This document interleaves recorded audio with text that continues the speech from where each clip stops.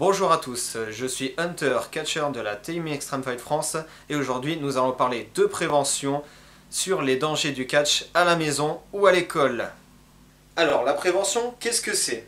C'est un message qui est délivré sur quelque chose qu'il ne faut pas faire ou qui apporte les dangers sur une activité. Donc ça se compose tout d'abord d'un message qui vous dit ce qu'il ne faut pas faire, qui prévient des dangers de votre activité exercée, et également un moyen de communication, c'est-à-dire des vidéos, des images, des campagnes d'information, des réunions, des conférences. Et donc nous allons décortiquer tout ça et nous allons vous montrer que la prévention, ce n'est pas de la décoration et qu'on peut réellement se blesser quand on fait du catch à la maison, à l'école, quand on n'y est pas du tout entraîné, on n'y est pas du tout préparé. Alors, la prévention sur les dangers du catch, vous avez déjà dû en voir certainement si vous avez déjà regardé les émissions de catch américaines où on voit des vidéos dans ce genre-ci, où on voit les risques que peuvent avoir les catcheurs en se blessant, c'est-à-dire avoir des membres qui sont cassés, avoir des coupures ou carrément se retrouver dans un lit d'hôpital.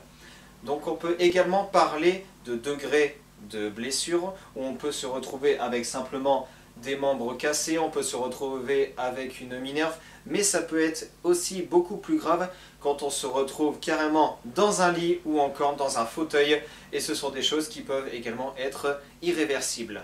Je entends par là que pour tout type de blessure, il y a tout type de conséquences.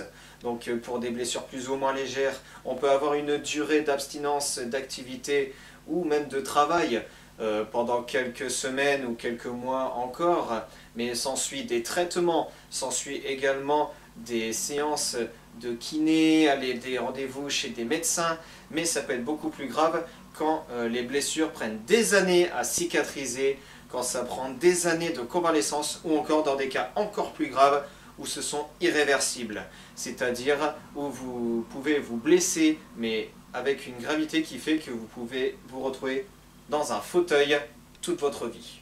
Pour vous illustrer donc le fait que les blessures peuvent arriver partout, que ce soit à l'école, que ce soit à l'entraînement ou même pendant un show de catch, j'ai rencontré donc quelques catcheurs et également un jeune garçon qui s'est blessé en faisant du catch chez lui avec son frère, et je peux vous dire que ce n'est pas toujours les meilleures choses à faire, voire pas du tout. Alors aujourd'hui je me retrouve avec Chiroptera, une des étoiles montantes de la TXFF. Donc Chiroptera, bonjour, et depuis combien de temps maintenant es-tu catcheur? Ça fait un petit peu plus de 4 ans que je catch à la TXFF. Et t'es-tu déjà arrivé d'avoir des blessures? Ouais, c'est déjà arrivé, des petites blessures sans gravité qui nécessitaient pas forcément d'arrêts médicaux. Par contre, plus récemment, je me suis retrouvé avec une cervicalgie, c'est-à-dire j'ai eu une blessure au niveau des cervicales qui m'a nécessité 3 mois d'arrêt.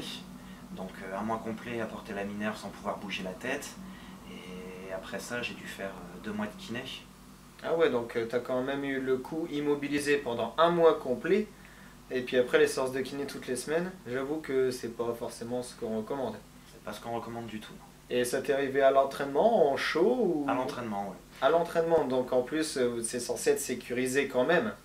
C'est censé être sécurisé quand même, mais c'est là où on essaye des nouvelles prises, des nouveaux enchaînements pour les combats. Et bon, malheureusement, une mauvaise chute, malheureusement ça arrive. Et j'aurais pu, à la limite, me faire beaucoup plus mal, mais Oui, ça aurait pu être bien pire, bien pire, ouais. prendre beaucoup plus de temps, ou te retrouver complètement alité ou carrément en fauteuil, quoi. Mais quand même, à l'entraînement, c'est censé être sécurisé. Je pense que vous avez tout le matériel nécessaire pour ne pas vous blesser, mais que même avec du matériel, il y a des accidents qui peuvent arriver. Ouais, voilà, c'est risqué, même si on a tout ce qu'il faut, il suffit d'une mauvaise chute, ça peut arriver n'importe quand. Oui, bien sûr, c'est vraiment en une fraction de seconde, ça peut arriver, même que ça soit pas du tout prévu, ça arrive comme ça, quoi. Impossible de déterminer à l'avance ce qui va se passer. C'est ça. Et est-ce que tu recommandes quand même quelque chose? Par exemple, est-ce que ça t'est déjà arrivé, pardon, de voir des enfants faire à l'école ou chez eux ou quelque part, mais on va dire entre eux quoi. Ça m'est déjà arrivé d'en voir, donc moi en tant que catcheur déjà, bon, bah, je leur recommande de ne pas le faire. Donc bon, souvent ils arrêtent, mais bon, après ils reprennent ça quand il n'y a plus personne, quoi. Donc, Oui, ils ont quand même en fait dans l'idée que à la télé, les catcheurs ont beau recevoir des coups et des prises phénoménales, ils reviennent tout le temps, donc pour eux c'est du chiquet, ils reviennent toujours, donc ça fait pas mal. Mais il faut quand même qu'ils sachent que ils peuvent se blesser et que ça peut être très grave. ça peut être très grave, ouais, surtout dans un environnement qui n'est pas prévu pour ça. Donc vraiment la structure pour faire du catch c'est bien le ring pour les shows, mais à l'entraînement je suppose que vous avez aussi des tapis, des mousses pour pas vous blesser quoi. Ouais, on a un tapis qui est posé sur tatami, donc on s'entraîne à faire toutes nos grosses prises sur le tapis, et pour ce qui est un petit peu plus basique, on fait ça sur tatami. Mais c'est quand même un environnement qui est quand même sécurisé quoi. C'est ça. D'accord, donc c'est déjà très bien d'avoir le matériel adéquat et d'agir, surtout quand on voit les enfants en faire dans les cours de récréation, ou c'est déjà arrivé peut-être à la fin d'un show que tu sors te prendre l'air et tu vois les gamins refaire ce que vous avez exécuté durant la soirée? Ouais, c'est déjà arrivé, ouais, mais bon, généralement il y a le personnel de sécurité qui est là pour s'assurer qu'ils ne le fassent pas, donc ça se passe assez bien à ce niveau-là. Donc vraiment le message à faire passer, c'est bien, nous on s'entraîne pour le faire, vous ne l'êtes pas, donc ne le faites pas. Tout à fait. Donc voilà, c'était une petite entrevue avec Chiroptera, un des jeunes lutteurs de la TXFF, qui, comme tout le monde, comme tout bon catcheur qui se respecte, vous dira la même chose, ne faites surtout pas ça chez vous. Voilà, ce fut un entretien fait avec un catcheur qui s'est blessé à l'entraînement. Nous allons passer désormais à un autre entretien, cette fois-ci avec un jeune garçon qui s'est blessé chez lui, et vous allez voir que les conséquences peuvent être très graves. Alors, depuis combien de temps es-tu en fauteuil? Ça fait à peu près 1 an. Et ça t'est arrivé comment? En faisant du catch avec mon frère dans ma chambre, et je me suis pris la poignée de porte dans le dos quand il m'a repoussé. Et ensuite, au fil du temps, qu'est-ce que tu as ressenti? Comment tu l'as vécu? Je pouvais plus utiliser mes jambes, je pouvais plus sortir avec les amis, ni rien. Et donc, du coup, ça a des répercussions, par exemple, si tu veux te promener? Oui, car je dois toujours être accompagnée d'un adulte, ma mère, mon père. T'as quelques copains de temps en temps qui sortent avec toi? De temps en temps, mais la plupart de mes autres amis, je les ai perdus. À cause de ton accident, tu ne les vois plus du tout? Non. Parce qu'ils veulent pas faire attention à toi, enfin ils préfèrent rester entre eux, Mhm. ou tu te sens différent d'eux, de ce fait-là? Un peu. Mais t'as quand même quelques amis sur qui tu peux compter. Ouais. Et du coup, que disent les médecins de ton état? C'est définitif ou tu vas pouvoir... C'est définitif. Ce sera définitif, donc tu vas passer toute ta vie dans un fauteuil.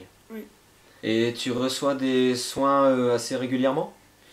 Oui, j'ai une infirmière qui vient tous les jours pour me faire des piqûres. Je dois aller au kiné tous les jours, toutes les semaines. Et j'ai des examens à faire chez le médecin. D'accord, bon ben, ça sera tout pour moi. Et ben, je te souhaite quand même bon courage pour la suite. Merci. Donc comme vous avez pu le découvrir, ce jeune garçon s'est donc blessé chez lui et vous avez pu remarquer et comprendre que sa vie n'est pas du tout facile tous les jours. Et nous allons désormais passer à un troisième entretien, cette fois-ci avec un lutteur qui s'est blessé en plein combat. Alors je suis en compagnie de Raph Alcor, autre lutteur de la TXFF. Raph, bonjour. Bonjour Alex. Alors depuis quand es-tu lutteur à la TXFF? Eh ben, j'ai commencé à mes 18 ans, j'en ai 26 aujourd'hui, donc on va dire 8 ans. D'accord, et ça t'est déjà arrivé de te blesser? Oui, pendant un entraînement, je me suis déjà blessé, je me suis luxé l'épaule sur une sortie de ring. Donc prise basique. Après, j'ai continué, corde à linge, j'ai enchaîné. Le problème, c'est que ben, la luxation est revenue plusieurs fois de suite. Pour éviter de me luxer l'épaule à chaque fois, j'ai été voir un chirurgien qui m'a conseillé de me faire opérer, sinon c'était le catch, c'était terminé pour moi. Donc connaissant la passion du catch pour moi, c'était impensable d'arrêter le catch. Je me suis fait opérer, ça a mis du temps avant que je puisse revenir. J'ai eu 6 mois en écharpe, le bras en écharpe, donc sans bouger, dont 3 mois de rééducation. Et en gros, j'ai eu entre 9 et 12 mois où j'ai dû arrêter le catch. Ça a dû te manquer quand même de regarder. Enfin, tu venais quand même aux entraînements, je suppose, tu venais quand même voir. Et c'était dur quand même de regarder les autres être à l'entraînement tandis que toi tu étais sur le côté. Bah, c'est ça en fait. Je venais aux entraînements, je regardais l'évolution des autres. Je venais au gala, même pour aider, j'avais toujours mon bras gauche. Voilà quoi, après, enfin, voilà quoi. C'est compliqué de se dire on est derrière, on est sur le banc, on est obligé d'attendre, de regarder les autres travailler quoi, mais bon, c'est pour le bien de l'épaule quoi. Et je pense que même après, tu vraiment y retournais doucement pour pas te reblesser parce que bah, ça a quand même été une opération. Donc on dit chirurgie et c'est encore assez fragile je pense. Donc tu as dû y aller aussi très doucement quand tu as repris. Ben en fait c'est ça, comme c'était fragile, du coup mon épaule droite je ne l'ai pas utilisée vraiment, j'ai juste utilisé l'épaule gauche pour pouvoir faire les cordes à linge, pour faire les prises, tout ça. Et du coup ça a évité de me reluxer ou d'aggraver on va dire l'opération. Et aujourd'hui c'est nickel, j'avais revu mon chirurgien on va dire 2 ans après. Et il m'avait dit ça a super bien cicatrisé, bon, c'était sur la bonne voie et maintenant voilà quoi, j'ai plus du tout Tu as récupéré toutes tes capacités toutes de mes combat. capacités, je fais toujours attention, c'est normal, Oui, bien sûr. après une opération on se dit ce serait dommage de tout gâcher. Je fais attention, il y a certaines choses que je ne fais plus, notamment des enfourchements, des choses un peu lourdes. J'utilise mon bras gauche le plus souvent possible. J'ai repris les cordes à linge du bras droit récemment et ça se passe super bien et franchement je suis content d'être revenu avec mon bras droit on va dire. Voilà. Et ça s'est passé il y a combien de temps ton opération? Celle-là elle date pas mal, je dirais entre 4 et 5 ans je crois, ça doit faire 4-5 ans que je me suis 4-5 ans et tu recommences seulement tout doucement à reporter du lourd avec ton bras droit. C'est ça, et refaire des cordes à linge du bras droit. Donc tu restes encore quand même assez vigilant pour pas exercer une trop grosse pression dessus au cas où que ça repartirait mal. Exactement, je fais toujours attention, on ne sait jamais.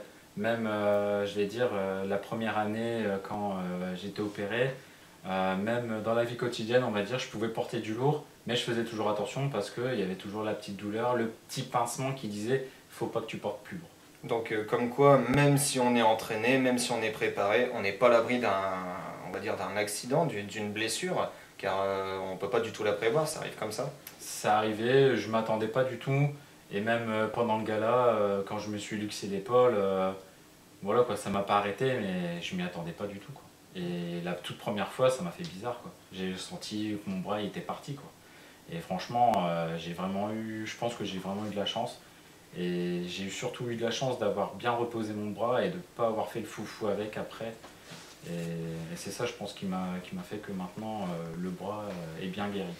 Donc tu as eu droit à une blessure à l'entraînement, tu as eu droit à une blessure en gala. Oui. Qu'est-ce que tu penses des jeunes qui font ça chez eux, qui suivent dans leur chambre ou dans leur jardin? Bah, après, voilà, je peux comprendre qu'on puisse faire ça parce qu'on aime, on regarde. C'est normal, moi c'est pareil. On a envie, c'est de reproduire. Mais le seul truc, c'est que un canapé, un matelas, ça suffit pas quoi. Je veux dire, nous, on est sur des tatamis, on est sur des coussins beaucoup plus épais. C'est pas un matelas qui va nous retenir. Il y a une façon de chuter, il y a une façon de pas se faire mal. Et le problème, c'est que les jeunes qui font ça chez eux ne connaissent pas les bases de justement des chutes et ils peuvent se blesser pour un oui et pour un non. Je vais dire, moi j'ai une console, ma manette elle va traîner, ben, pareil, si les jeunes ils ont une manette qui traîne, ils vont faire une chute, bidon, hop, ils peuvent chuter sur leur manette et puis ils peuvent se faire mal. Donc du fait qu'ils ne sont pas dans une structure adaptée à un entraînement, ils n'ont pas du tout les bases, ils n'ont pas du tout les notions, les connaissances qu'il faut pour ça, ils ont beaucoup plus de risques de se blesser, même encore plus facilement je pense. Tout à fait, et même je vois aussi, j'ai déjà vu des vidéos sur des trampolines. Alors là c'est encore plus dangereux parce que là c'est plus 2-3 mètres de hauteur qu'on peut rechuter et on peut rechuter sur l'herbe. Et l'herbe, c'est pas du tout. Et puis un saut sur bon un ami, trampoline, c'est totalement imprévisible. Imprévisible, et puis bah, après, s'il y a des copains qui font les fous aussi à côté, franchement, on peut vite retomber sur la nuque et puis se relever, quoi. Donc qu'est-ce que tu conseilles, qu'est-ce que tu donnerais comme argument pour se retenir en fait et essayer de faire ça le moins possible? Eh ben, regarder, on peut toujours regarder, c'est s'enrichir en regardant les vidéos, en jouant à la console, les trucs comme ça, mais le faire c'est vraiment impensable, quoi. Je veux dire, même nous, on doit attendre nos 18 ans pour pouvoir en faire. Maintenant, je veux dire, si les jeunes le font, leur construction osseuse, elles vont en pâtir à mort, et franchement, il faut vraiment qu'ils évitent de faire ça, quoi. Voilà. Donc un autre témoignage qui nous en apprend beaucoup, qu'on a beau avoir fait du catch pendant plusieurs années, qu'on soit entraîné, ça arrive n'importe quand, on n'est pas à l'abri d'une blessure. Et donc, encore une fois, on se répète, mais surtout, ne faites pas ça chez vous. Donc voilà, ce petit reportage sur la prévention du danger du catch est maintenant terminé. Il n'y a rien d'autre à rajouter que les conseils que vous ont donnés ces témoins. Donc, encore une fois, ne vous amusez pas à faire ça et laissez le catch faire par les professionnels.